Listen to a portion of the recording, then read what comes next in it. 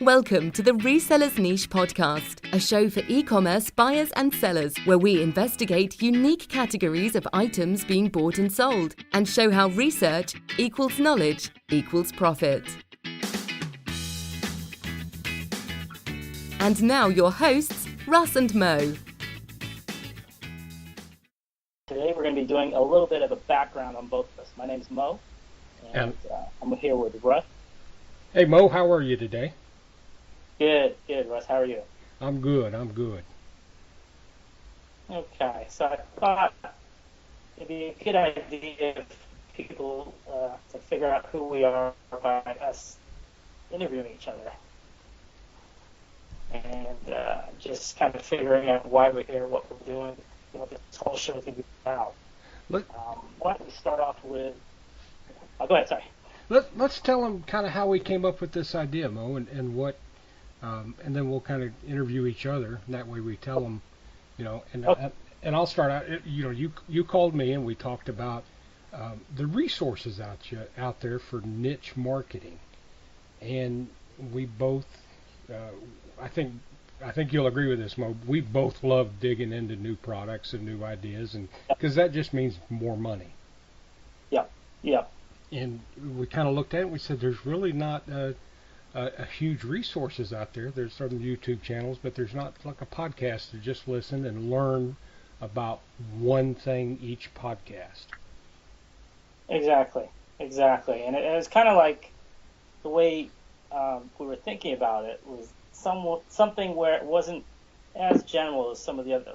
There's some great shows out there, but something that really dives deep into whatever topic we're talking about.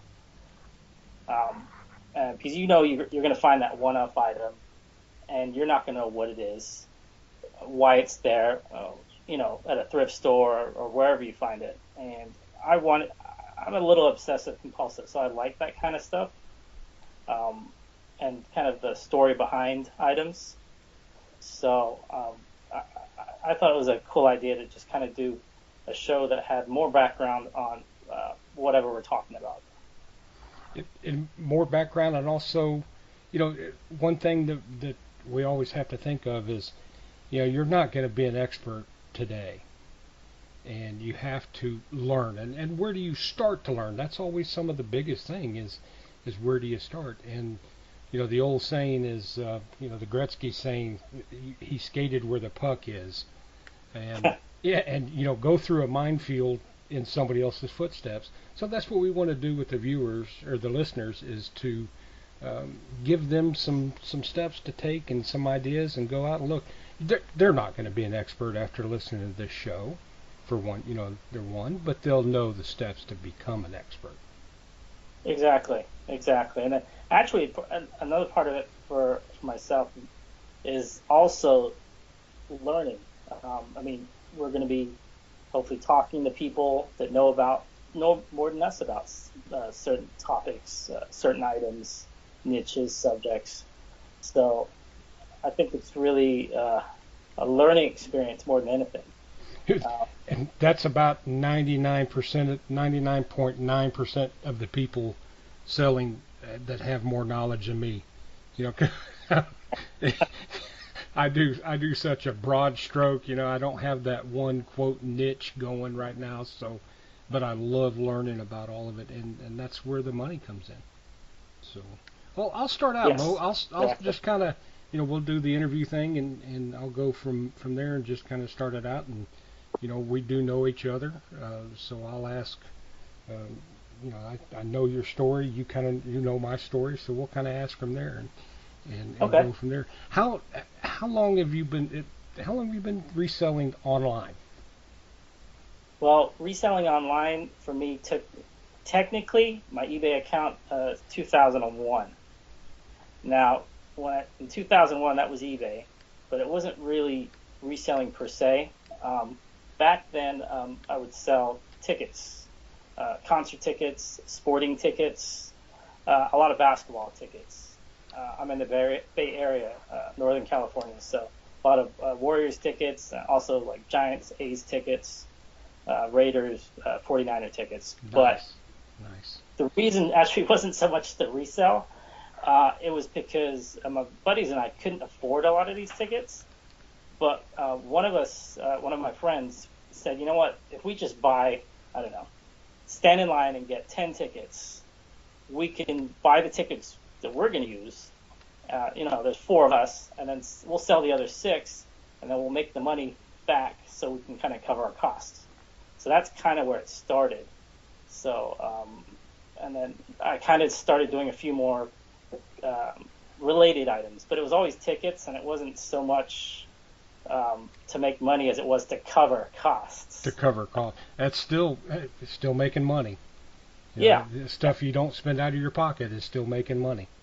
Yes. So, and this was pre-StubHub, so it was a little bit easier back then. What was your favorite game you went to? Do you have a favorite game that when that happened you sat there and thought, man, if we wouldn't have done that, we wouldn't be able here at this game? Do you remember that game? Yeah. Yes, I do actually. It was when Jordan was back in town. He was on the Wizards at that time. This was early 2000s, so he wasn't with the Bulls, so it wasn't that. But still, those tickets. He came to town for one game, I believe, that right. entire. And so we were lucky to get nosebleed seats. So we all got nosebleed seats. They weren't that much, but they were a good $50-$60 a piece for section 300 and something. But we got those because we bought, I think we were allowed to buy 4 each, and there were 4 of us, so we did that, sold the rest of them, and we were good to go, and we could buy, hot dogs and pop. Got to see Michael Jordan play, even though the later years, you still got to see MJ play, and you got to see him play basically for free. Yes. Right. Now, had you had any prior selling, like finding stuff or doing any type of flipping hustle, whatever you want to call it, but had you done that anything else before? Sales experience, I wouldn't call it sales experience. My first job ever, I was 14, I used to sell newspapers over the phone, and that lasted about 3 days. I think it only lasted 3 days because I was hired on a Wednesday, and they usually did their firing on a Friday. So you went into this room. There was about 20 of these cubicle things, and they were all soundproofed, so you couldn't really hear the guy next to you. And then we did it early in the morning, so we were trying to catch, because we're on the West Coast, trying to catch East Coast people. And I think I had one bite, and the guy actually didn't try and buy, because what you do is you get somebody on the phone, and then you get your manager to seal the deal. Gotcha. And so the manager comes over, and I'm thinking I got a deal, and I can just see his face drop. And he just hands me the phone back, but he doesn't say anything. He just walks away. And then I picked up the phone. There was nobody there. So I asked him later on what happened. He's all he said was, "Tell that guy not to ever call me again." And he hung up. Welcome to sales, right? Yeah, you get. So let's take that ticket stuff. What was your next item? Where was that brain moment to where the light went on and you went, if I do tickets, maybe there's other money involved here. Yeah, I mean, it went from there. I did tickets for a while, kind of until StubHub made it a little bit more difficult. But it was, I started moving more into other venues too, because once a certain season's over, or maybe a game's not as popular, there's other things like concert tickets, musical comedy tickets. Remember, I sold Seinfeld tickets after he stopped his show early 2000s. He did a season where he kind of went up the whole way around the country. So right. Those are. But I think the light bulb really came on was a little bit later. I used to run a shipping store, and then I used to see these guys that would come in, and maybe this is getting a little bit away from that, but they would drop off these boxes, and they had these eBay labels on them. And I was always wondering, what? I've never dropped off a box. I've always sold tickets. So what are these guys doing? And then this one guy came in to package something, and it was a vacuum. I said, wait, what are you doing with this vacuum? Are you sending it to somebody you know? He said, no, I just sold it on eBay. And I said, you could do that? And even though I've been on eBay for years, I never thought about other stuff other than I had tunnel vision, kind of. But so that's kind of happened. That's a great point to stop to kind of belabor on that we can tell our listeners is, you know, if you can think it, it sells on eBay. Yep. I mean, you know, I've ran across in research running across a guy that had real picture postcards. These are antique type postcards. You know, he had 15,000 of them listed on there. Oh my goodness! Who would think postcards? And you know, I've heard the story about the guy that collects all the toilet paper roll holders. Yeah. You know, threads. Just name it. So that's even still today. People will go, wow, there's a market for that on eBay. So that's just a common thing. Yes. You know, right, from going on there. And so you kind of took it from there and went, I need to check into this a little bit more. Yes, and especially when people started coming in with items of, and I couldn't tell what these items were all the time because they were sealed boxes, so I'd have to ask. And there were all kinds of different things. Kind of what happened, like, oh, you're selling a vacuum today. I saw everything from TVs to vacuums to auto parts, guys shipping bumpers. There was this guy that would ship rims for cars. And so, I mean, that's kind of where it started. Like, oh, wow, there's so many different things you can sell. Got it. And you took, now what year was this that it kind of? 2000. This is probably the mid-2000s that I kind of got away from tickets. I would say maybe 05, 06, somewhere in there. So that's at a time when, you know, online selling was really in its infancy. Online selling and buying. People didn't go to the internet first. There used to be something called, what they call it, research online buy. Research online buy offline. The robo, and people would research online for prices and stuff, and then they go. But now we're into more of a research online buy online. So, everything's on. Yeah. One thing. What they say, over this last year, 60% of retail sales now are online at some point. So. Well, that's what they're expecting by, I think, December or something like that. Yeah. 60. And it. You know, so you took it from there, and I know, you know, you and I met in one of the groups, and you took it from there, and then you went full-time FBA at one point, didn't you? Yes. Yeah, I mean, that was a long time afterwards, and it kind of, that took a little bit of research to, actually, I kind of fell into FBA, because I used to also, one of the jobs that I had was basically doing tech support for a company that kind of facilitated the cross between QuickBooks and all the different platforms. And talking about, you know, Sears, FBA, eBay, all of them. Gotcha. And I didn't. Another thing, I guess I just didn't know again that I didn't know all these probably 20 or 30 different platforms existed. This is a little bit more recent. This is probably 2012.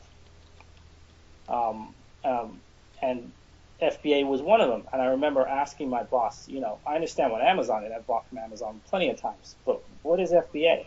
Right. So that's kind of where that started, because I kind of saw it, and I saw people, they have inventories. How does that work? I mean, I know what eBay is, but then FBA, what is that? So kind of wrapping around that was a different thing. And now, as we stand today in 2007, you're doing a mix of both. Yes. Yeah. Okay. eBay, Amazon, and last month I started Etsy, actually. Oh, that's right. Yeah. So, you know, keep those rivers going of different different streams of income, because as we all know, recently with all the Amazon stuff, some things have been restricted. So, you know, keep that going on. Smart. Cool. Well, thank you for telling us that.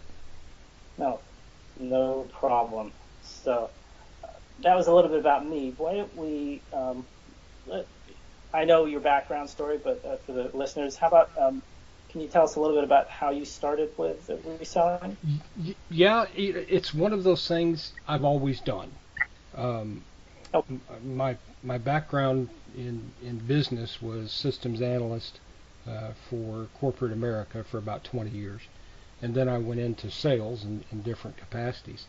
But when I was trying to think one day, when did I kind of get that bug of doing things? And back, I'm quite a bit older than you, and back in the '60s, we all read comics, and in the back of comics was a company called the American Seed Company, and Okay. And you would send in for a packet of seeds, and you'd sell it, and you'd get a toy. And so I was 5 or 6. I want to say I was about 5, and I had my mom fill out the American Seed Company, and then went in and went door to door at 5 and 6 years of age. I did that for like 3 or 4 summers, and Oh, wow. I remember my first toy I got was was 2 walkie-talkies. So it's always been, and back in that time also, Mo, we would go to the ditches and find bottles if we wanted candy at the store. We'd go into, we'd find Coke bottles, or we call them Coke bottles, or anything type of bottle that has a deposit, and we'd find 4, 5, 6 of them. They were 3 to 5 cents a piece, and stores would take those in as returns. So it was always something like that. And even as a kid, I bought my first car with money that I had made collecting aluminum Wait. cans. Go back for a second there. So you could actually go to a regular, like a Walmart, or Everywhere took them. 7-Elevens, convenience stores, they would take them back in. If you look on plastic bottles today, it says like Michigan's got like 5 cents or 10 cents for. Yeah. Yeah. Well, it used to be everybody did that, and we would go in ditches and go looking for glass bottles, the Coke bottles. I don't think beer or alcohol, I don't remember if they had a return on them, but Coke bottles had a return, had a nickel return. And so, that's how we got our candy fixes back then. Hey, that's a cool story. So yeah, it just kind of leads into that. I came from my mother and father always they worked full-time jobs, then they had restaurants, so they were kind of the entrepreneurial spirit. Okay. So you came from that, and it was kind of like, and they were depression babies, so they didn't. They wanted us to learn to earn. And they did. Go ahead. That's probably. I'm sorry. I was just going to say that's probably one of the best lessons you could teach anybody. As a kid, it's you teach that, but a couple of years ago, we've always done garage sales, and me and my wife met in Savannah, Georgia, and we both had purged from our previous marriages, and we both moved to Savannah, Georgia, just with as little stuff as possible. So when we met and married, we started furnishing a household. So I've always done garage sales because there's just great items for 1/10 of the cost. So we did that to get the garage, to get that going. And one day I was in Louisiana with my nephew, and we were out garage sale, and he goes, "You know what?" He goes, "I bet we could start selling some of this stuff on eBay." And that was in about 2014, 2013, somewhere around there. And What kind of stuff was that? The first things we found were video games. Okay. Yeah, and we found we were digging at this one house, and I just happened to know that refrigerant was expensive, and this lady had a shed, and she's like, take what you want out of it, pay what you want. And we said, this is refrigerant. She goes, I don't want it. I think we paid $25 for that bottle of refrigerant, and we sold it for near, I think, $400. Wow. So yeah, now we didn't sell that online. That was a local sale, but so it kind of got in the bug pretty quick. That's pretty cool. Where would you say did that take you to the next step? What was kind of the next evolution of your reselling? Taking it to being I've been full time now since June of 2016. Okay. So it took it to that step, and what it did was open my eyes up to everything has value to somebody. And my favorite thing to do about this business is to find something for $1 and sell it for 75. Who doesn't love that ROI? And just when you do that. Right. And there are people that can scale to a very profitable living on that. That's not me. I get watching butterflies and something shiny takes my interest away, and next thing I know I forgot to list it. But so it's been hard for me to scale up a one-off off of garage sales and stuff. So to scale up, I've had to go into close. Yeah. But again, I found sourcing, and I love the sourcing part of it. And it's treasure hunt. It's the hunt. The hunt and going, man, I found something for $1 and sold. My favorite sell recently was I'll travel around some to see family, and I'll work while I'm there. It was back in Louisiana, and I found a reel-to-reel. I paid 18 cents for it at a bin because I bought it in a bulk of stuff, and sold it for $350. Wow, that's crazy. Oh, it's crazy. But it's loving, and it just, and I didn't know anything about that reel-to-reel. I just knew it looked good, and hey, for 18 cents, grab it. And nice. Got back, looked it up, and there. Yep. So that's kind of my story. I'm down here in Florida. I live right in between Orlando and Tampa. So I have 2 major cities that I can go to for sourcing, and that has worked out real well. Oh, nice. You're kind of between the two then, so. It's smack dab in the middle. I'm 40 miles from Orlando and 40 miles from Tampa. Okay. That's kind of similar to, I'm kind of not really, I'm a suburb of San Francisco, so probably about 35 miles away, and about, I'd say 18 miles away from 35 miles away from San Francisco, and about 18 miles away from San Jose. So gotcha. Kind of in there. Now, how far is like Oakland from you? Is it pretty good? I would say 8 miles. Not far at all, because I'm in Fremont. So you've got a great ability too of source, and that's, but I don't want to tell people that you have to live in a big city. Some of my greatest sourcing has been in small towns like Shreveport, Louisiana, that has, I think, maybe 200,000 people in the whole place. Gotcha. It's just, I go there and just source like crazy, and it's just a beautiful place to source. So it doesn't have to be metro areas. It helps. No. It helps when you're in metro areas. Yeah, I mean, there's the pros and the cons. A metro area, I think you'll pay a premium for items, but you'll have more of them, as opposed to maybe other areas maybe don't pay the premium, but you'll find something you will never find anywhere else. Yeah, and you have more competition in a metro area. You have less competition in the other. So, it comes down to timing, and that kind of gets into what the show is about. Mo, is about that knowledge. Yep. Think about what we've learned in our groups and what we've learned in our discussions together about, like, we do a lot of bolos. Keep on the lookout for this. One of the ones that caught my eye was, I was at a pawn store and a guy said, hey, look out for these things. It was the leg massagers. And okay. I looked out for one, found one at a Ben's, paid $2 for it, and sold it for $100. So that's nice. That's what we want to do with this show, is share that knowledge, yes. and into the niche, and a little bit more nitty gritty, deep down, and see.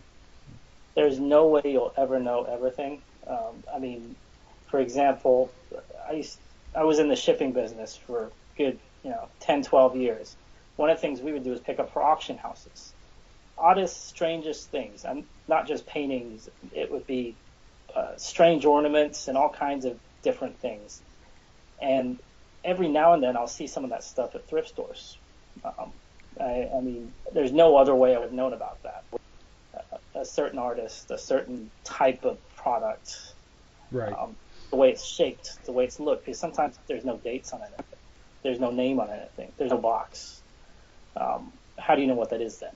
I mean, you don't unless you just kind of someone told you or you've seen it or heard about it or something.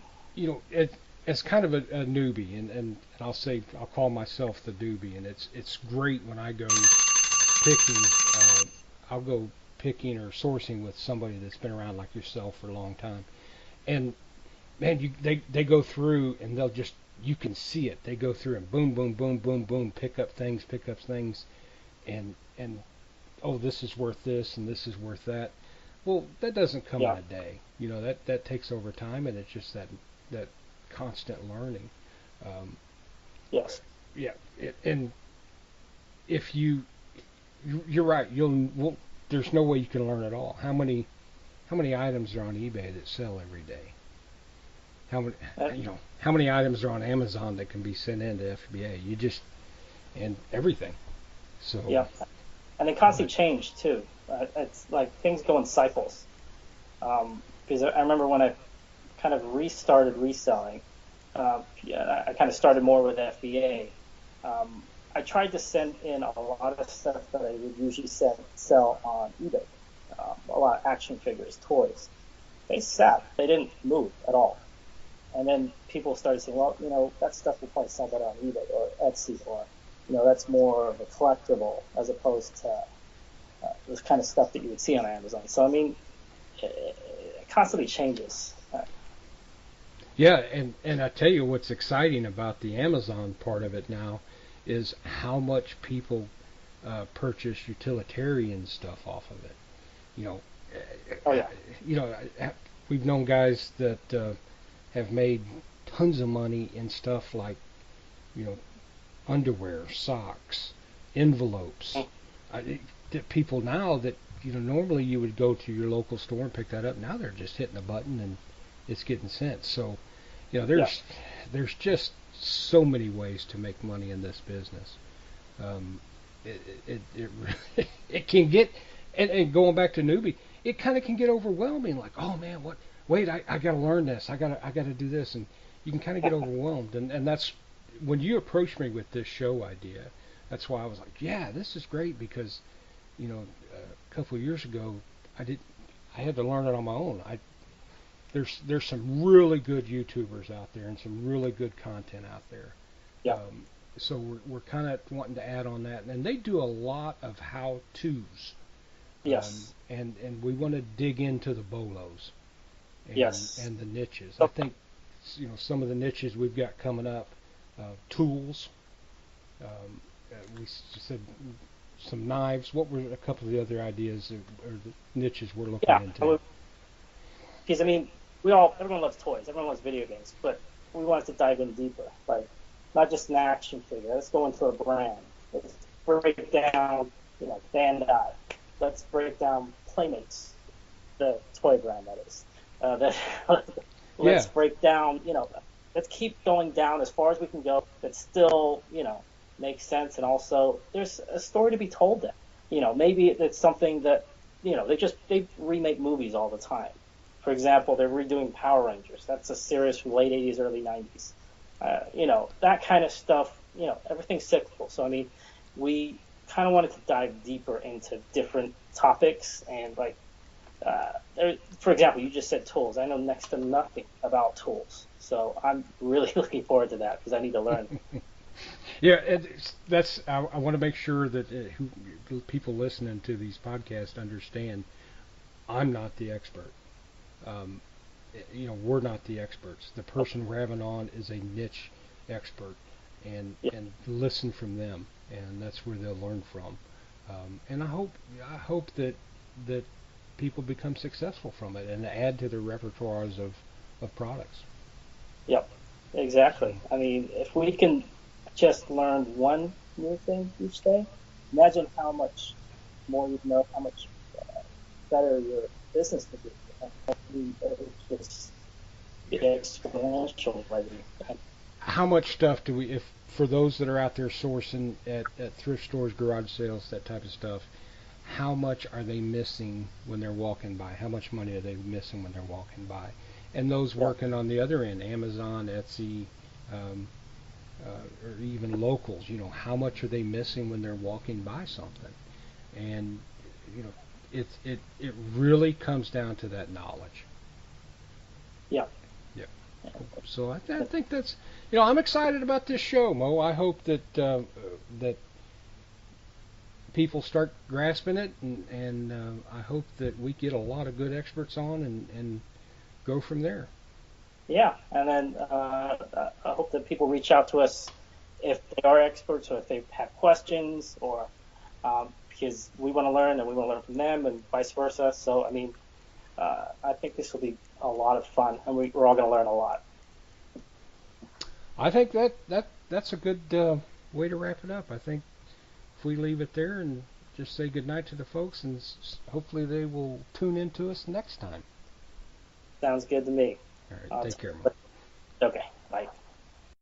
Thank you for listening to the Reseller Niche Podcast. Show notes and social media links are located at resellerniche.com. Please like and subscribe to us on iTunes.